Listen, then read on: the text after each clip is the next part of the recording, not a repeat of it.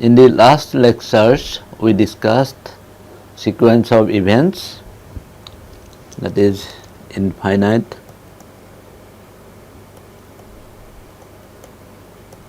sequence of events and limits of these events, lim sup we define, lim sup, and lim, suppose sequence is n, this event we defined. Similarly, lim inf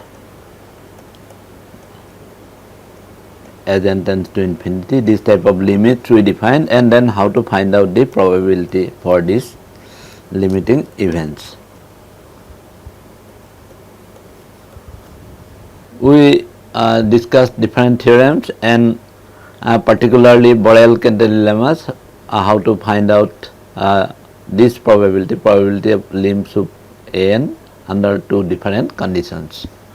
Now, this application of convergence of infinite sequence of events is the convergence of sequence of random variables. Now, we will be discussing the convergence concepts for random variables, and these concepts are useful in many practical applications, just like it is the basis of stochastic calculus. Also, we will be discussing very important applications like central limit theorem and with laws of large numbers. First of all, let us see what is convergence of a sequence of real numbers. Consider a sequence of real numbers xn and going from 1 to infinity. This sequence converges to a limit x. If corresponding every epsilon greater than 0, we can find a positive integer n such that x mod of x minus xn can be made smaller than epsilon for all n greater than n. So, what does it say? That this difference between the limit and the sequence can be made as small as possible, where alpha, epsilon is an arbitrarily small number, positive number, for sufficiently large n. Then we say that xn converges to x. So, for example, if I consider this sequence, suppose xn is equal to 1 by n, simple example. Now, we know that limit of 1 by n as n tends to infinity is 0. Now, how it conforms to this definition? Suppose for any epsilon greater than 0, we can choose a positive integer n greater than 1 by epsilon. So, that in that case 0 minus xn mod of that will be 1 by, that is equal to 1 by n, and this will be less than epsilon. So, because we are considering n is greater than 1 by epsilon, therefore, for any n greater than capital N, this will be valid. So, that way this 0 will be limit of this sequence. Now, we have to extend this definition of convergence or limit to sequence of random variables. Consider a sequence of random variable xn and going from 1 to infinity defined on SFP. We are defining, suppose, a sequence of random variable. Now, what does it mean? That means, if we have a sample space, suppose S, this is the sample space, and now corresponding to suppose any element S1 here, so that will map to, suppose this is my time axis, n is equal to 1 here. So, n is equal to 1, it will be 1 point. Similarly, n is equal to 2, it may be another point. Like that, this S1 will be mapped to different points at different instant of time. So, that way I may get a sequence, maybe if I join, this may be something like this. So, that means corresponding to every sample point, I will get a sample functions like this. So, that means for each S belonging to sample space x1s, x2s up to xns, represent a discrete time sample function particular for each s. So, that will be we will have a sample function like this. Therefore, since the sample space will contain other sample points, therefore, corresponding to each sample point we will get a sample function like this. So, unlike sequence of real numbers, xn sequence of random variables represents a family of sequences. So, each sample function is a sequence, therefore, it is a family of sequences. And here lies the problem in defining the convergence for the sequence of a real numbers. So, convergence of a random sequence is to be defined using different criteria, because it is, since it is not a single sequence, we have to use different criteria to define the convergence of a sequence of random variables. Therefore, there are different modes of convergence of a sequence of random variables. The most elementary convergence concept is convergence everywhere or pointwise convergence. It is also called pointwise convergence.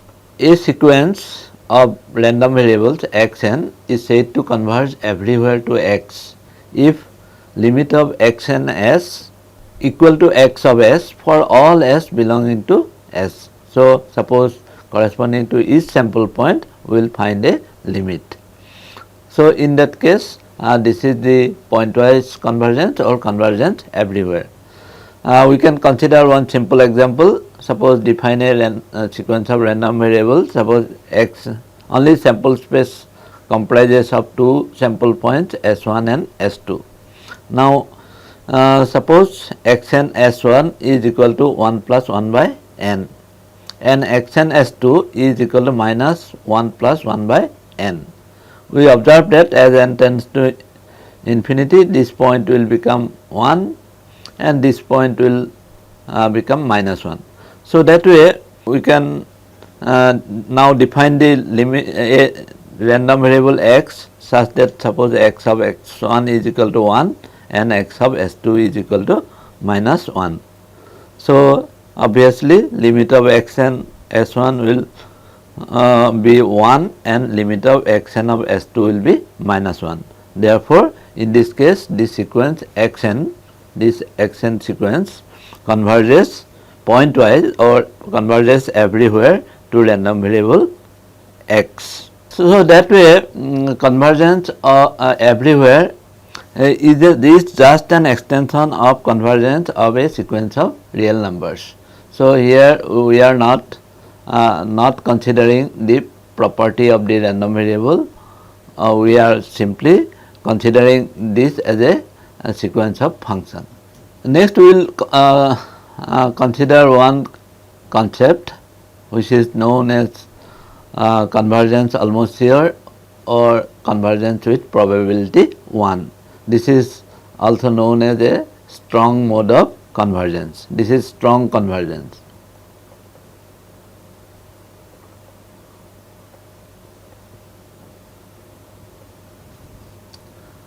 Let us consider an event, that is, it is comprising of points s such that limit of x and s is equal to xs. So, we are considering all those sample points for which limit of x and s is equal to xs. There may be some sample points where this limit is not equal to xs.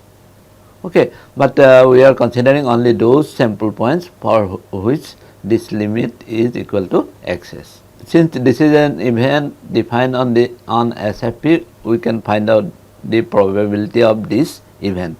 This sequence now xn is said to converge to x almost sure or with probability 1 if probability of this event, that is probability of the event s such that limit of x and s equal to xs is equal to 1.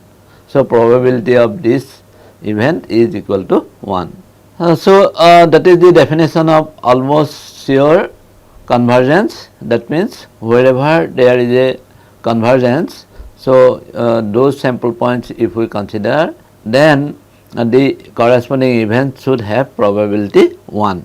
Equivalently, for every epsilon greater than 0, there exists n such that a probability of this event is less than epsilon for all n greater than n. This is the event we are considering, that is S such that xn S minus xs mod of that is less than epsilon for all n greater than certain n. Suppose epsilon corresponding to each epsilon, we will get a big n number, and suppose where this convergence takes place for all n greater than equal to n, that probability is equal to 1. We write xn converges to x almost sure. This is the symbol we use. As I have told, this is a mode of strong convergence.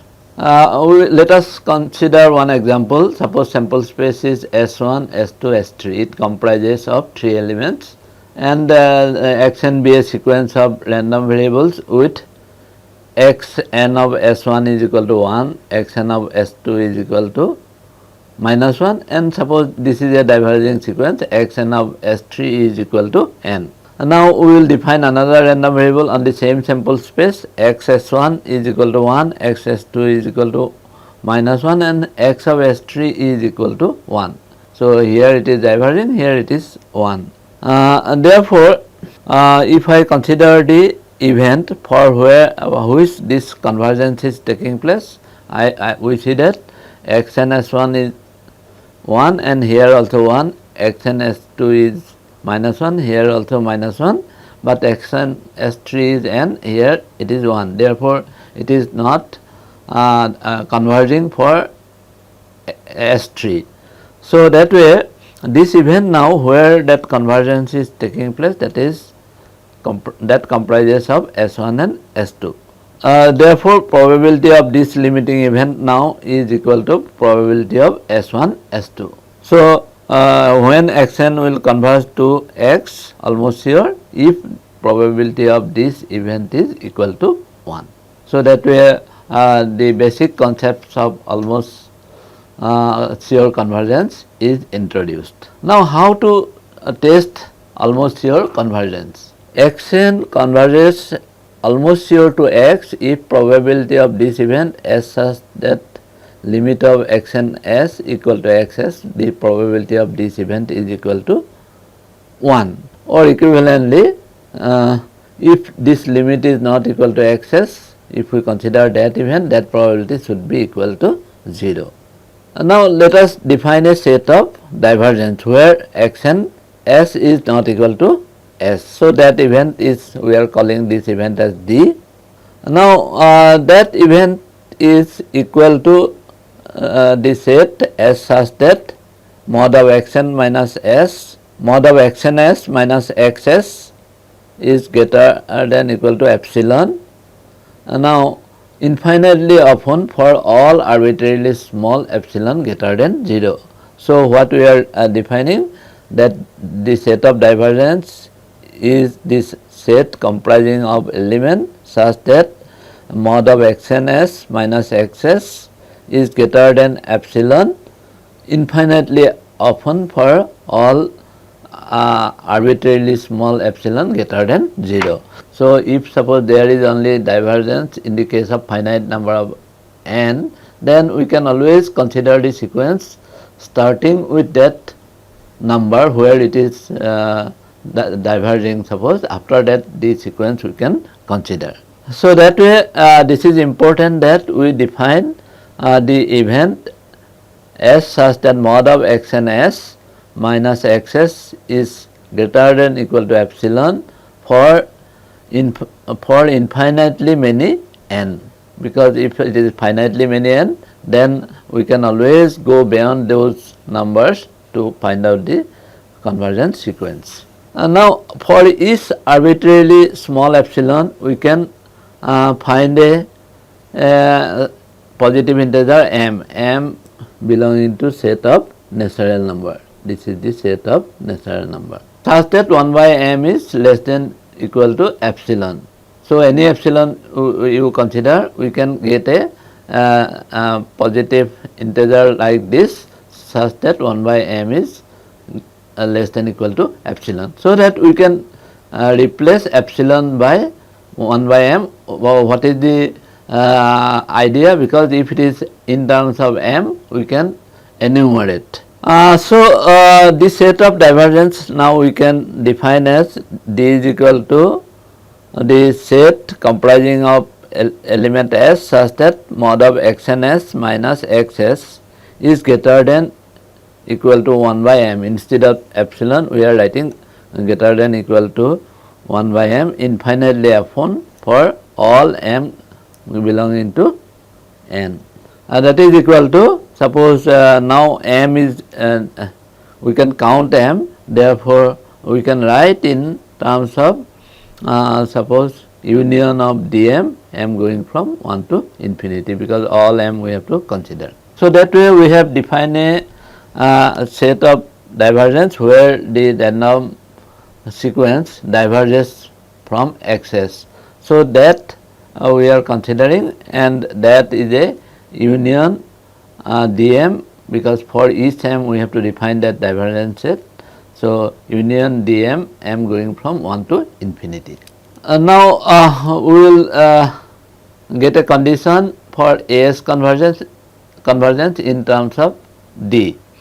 Suppose this set of divergence can be rewritten as we have already done, that it is a union of dm, m going from 1 to infinity. Now this infinitely often, that is the limb soup of S such that mod of xns minus xs is greater than equal to 1 by m as n tends to infinity. That is the event of this that xns minus xs, absolute value of that is greater than 1 by m infinitely often, that we are writing in terms of limb soup.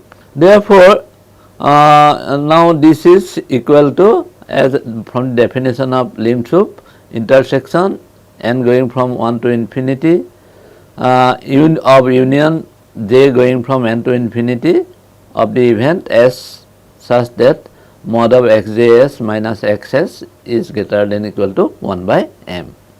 So this is the basic event where it is greater, this deviation is greater than 1 by m. Then we are considering the limb soup of that event sequence. Obviously now xn will converge to x almost sure if and only if probability of union of dm is equal to 0. So we have the condition now, if and only if condition, that xn will converge to x almost sure if and only if probability of union of dm, m going from 1 to infinity is equal to 0. This is a very strong condition. Now we will, because here we have the union of dm, m going from 1 to infinity, this condition we want to simplify. We will state a theorem. The sequence xn converges almost sure to x if and only if probability of dm is equal to 0 for each positive integer m. So this is a simpler condition, because we have to consider p of dm instead of the probability of union dm. Now as a proof, suppose xn converges to x almost sure, then probability of union of dm, m going from 1 to infinity must be equal to 0. But we also know that this dm, any member is a subset of the union di, I going from 1 to infinity. Therefore we can write that probability of dm, because it is a subset, it is a less than equal to probability of this union. But we know that probability of this union is equal to 0, therefore probability of dm must be equal to 0. So that way, if xn converges almost sure to x, then probability of dm must be equal to 0. Now next, if probability of dm is equal to 0 for all m greater than equal to 1, then probability of union of dm, I know that is less than equal to sum of the corresponding probability. This inequality we proved earlier, Therefore, and I know that each of this probability is equal to 0, therefore probability of this union will be equal to 0. So that way we have proved that xn converges to x if and only if probability of dm is equal to 0 for each positive integer m. So this is a condition, that is if and only if condition. Probability of dm is equal to 0 gives a necessary and sufficient condition for almost sure convergence. So we can find out this probability to prove almost sure convergence. But this is still a difficult task, because we have to consider dm, then dm is dm for each m, and we know that dm is defined through that limb soup operation. Now we will state a theorem that is which is a consequence of first Borel-Cantelli lemma that gives a sufficient test for almost sure convergence, that we will discuss now. Theorem: if for each m greater than equal to 1, now we are considering this sum, probability of mod of xn minus x greater than equal to m. So this is for each n we will consider and then sum up. So therefore infinite sum of probability of mod of xn greater than equal to 1 by m. So if this infinite sum of the infinite series is less than infinity, then xn converges almost sure to x. So we have to consider the probability of deviation for each m and then sum up. If this sum is less than infinity, then xn converges almost sure to x. Suppose for each m greater than equal to 1, this sum is convergent. So what does it mean? Now we can apply the Borel-Cantelli lemma if this sequence of event, suppose I can consider this as a sequence of event. If the probability of this sequence, if the sum of the probability of this sequence is less than infinity, then probability of limb soup of that event sequence is equal to 0. That is the Borel-Cantelli lemma 1. So what we will get here? This implies that probability that limb soup of the event as such that mod of xn s minus x, that is greater than 1 by m, as n tends to infinity, is equal to 0. That is the conclusion we draw with the help of Borel-Cantelli lemma 1. Therefore, but this is by definition, this is the dm. Therefore, probability of dm is equal to 0. If probability of dm is equal to 0, then xn converges almost sure to x. So that way we can apply the Borel-Cantelli lemma 1, that is first part of Borel-Cantelli lemma, to prove the convergence of a sequence. Thus we can apply this condition, that is probability that mod of xn minus x greater than equal to 1 by m, that is the sum from n going from infinity. If that sum is convergent, then xn converges to x almost sure. But this is a sufficient condition. Unlike probability of dm is equal to 0, that is a necessary and sufficient condition, but this is a sufficient condition only. We shall consider one example. Suppose the random sequence xn is given by xn is equal to 0 with probability 1 minus 2 to the power n, and equal to n with probability 1 by 2 to the power n.